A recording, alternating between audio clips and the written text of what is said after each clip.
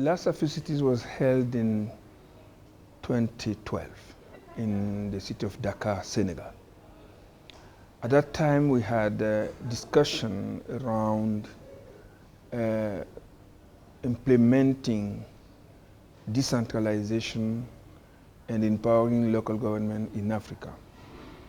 And we wanted a continental perspective of those. And we were discussing the way to have a charter, an African charter on values and principles of decentralization, local governance, and local development. And we also had in the perspective the representation of the voice of local authorities within the African Union. We can say that in between the two Africities, we succeeded to have the charter adopted by the head of state in June 2014 in Malabo, Equatorial Guinea, and at the same time, the principle of the creation of a High Council of Local Authorities within the African Union. And we also delivered the first release of the CEE rating, which is the assessment of the enabling environment for cities and local government. These are some of the accomplishments that we did between this last Africities and the coming one in Johannesburg.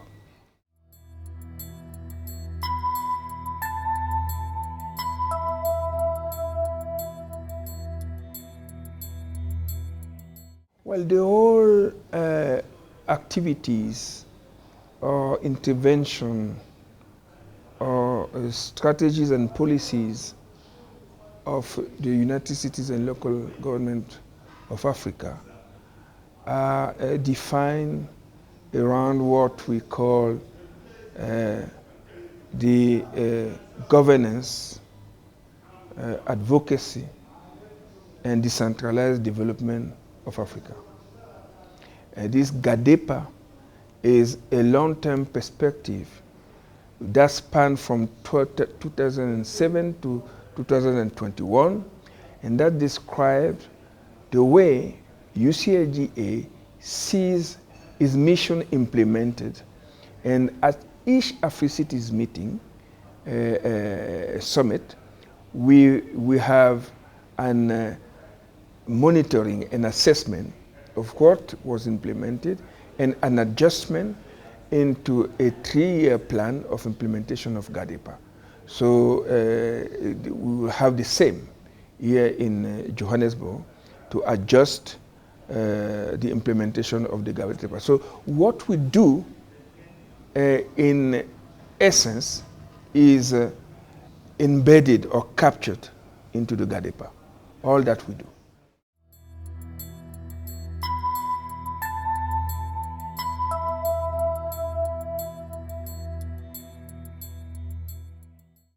You know, I have an author, which is a lady from Mali, a sociologist, who says that the worst thing that can happen to a human being is when he is stolen his imagination. If you cannot dream, you are lost. And nothing that is sustainable is built without dream. And long-term thinking is so key because the only thing we master is the future, contrary to what people think. Past is past, today is really passing, and what we can master is our future. So for the African Union to have embarked into a visioning exercise for the future of this continent, for us, means a lot. It means reconciliation of Africa's dream with Africa's people. And for us, it is very critical that the Vision 2063 become a guide for an enrollment or commitment back into the building of the future of this continent. And guess what? Every industry has a long-term perspective. And during the what we call the structural adjustment policies, we lost the long-term thinking because our system were organized around the appointment of the World Bank and IMF. It was a 3-month planning period. We lost totally the building of our future. So recovering it is a good news.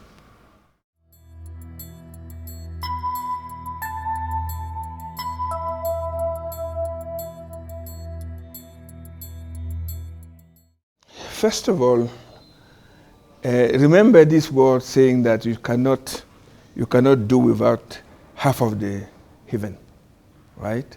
The women are half of the heaven. And it's a loss if they are not part of any endeavor that we have in terms of development strategies and policies. So women, unavoidable. Youth is the quality of Africa. More than 55% of this continent is constituted by people under the age of 19. It means a lot. It means that, of course, it creates pressure on their entering in the work market. But at the same time, it gives a lot of advantage to Africa since the workforce, the bulk of the workforce of the world will be on this continent. And this is why we are saying Africa is the continent of the future if she can manage to give a future to its youth. And we need to address this issue seriously. And we need to rely on the genius of the youth. What we see on our continent is that the leadership of the continent is not reflected in the composition, the demographic composition of the continent. This should be a curve.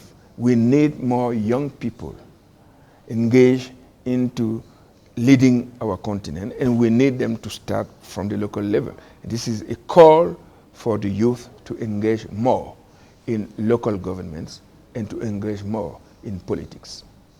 Well, you know, there was a demand by our membership to start building a deliberate organization for women in local government. And this is why we created what we call REFELA. This is the French acronym of African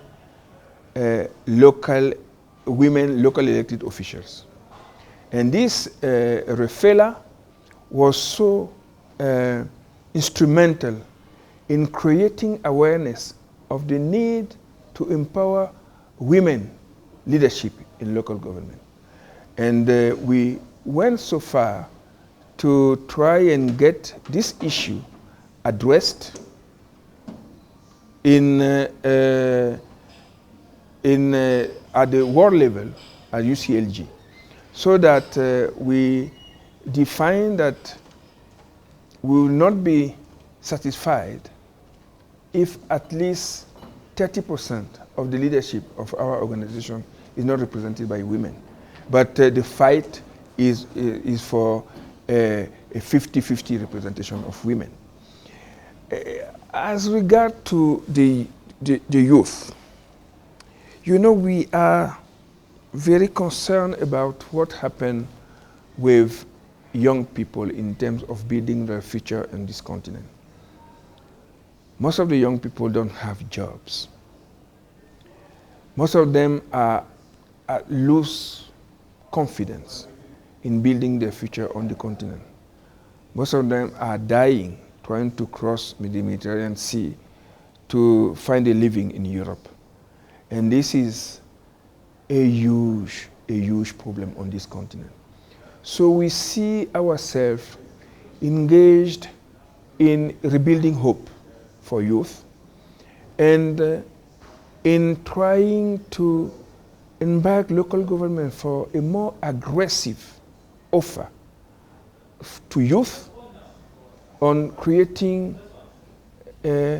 businesses, widening education and research, and nurturing young entrepreneurs in the local government. And we see that this can be done, this should be done, if at all we think we are not up to the challenge that the young people in Africa are posing to the development of this continent. But without youth, we will not develop. And the creativity of youth is necessary to embark into a more competitive pathway for the African continent.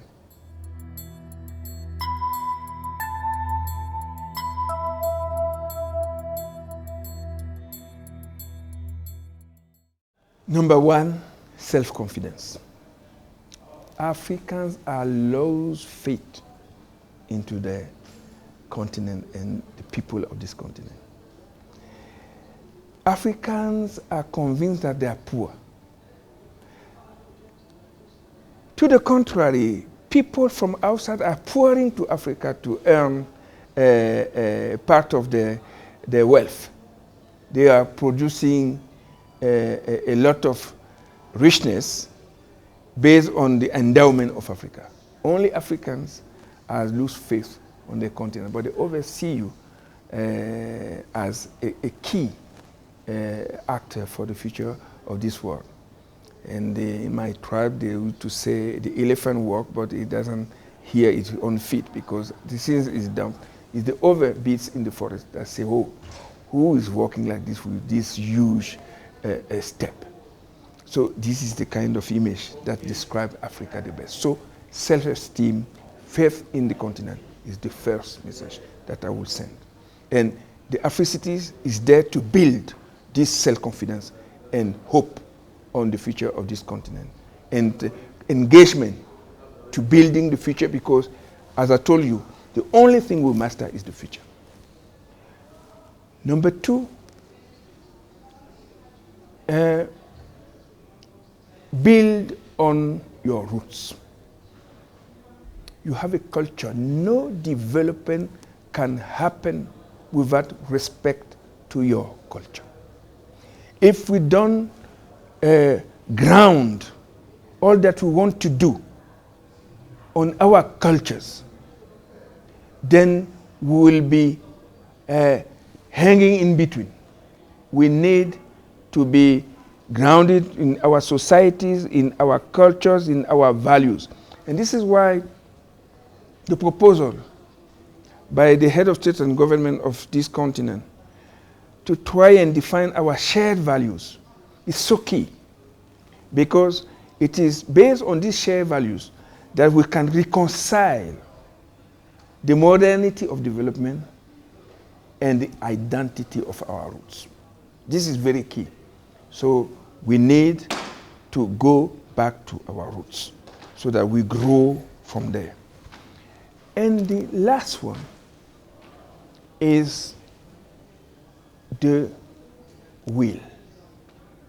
If we want to change, if we want to be building hope on this continent, then you have to express a strong will to change this continent, to change the way our people perceive their leaders, to change the way our external players perceive our continent, and to commit to go in the world with proposals.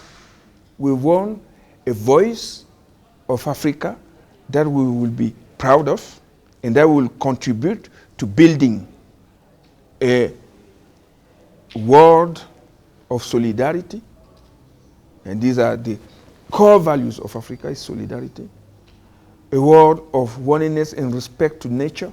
These are core values of Africa. A world that respects diversity. These are core values of Africa. So we want that. These are my 3 key messages.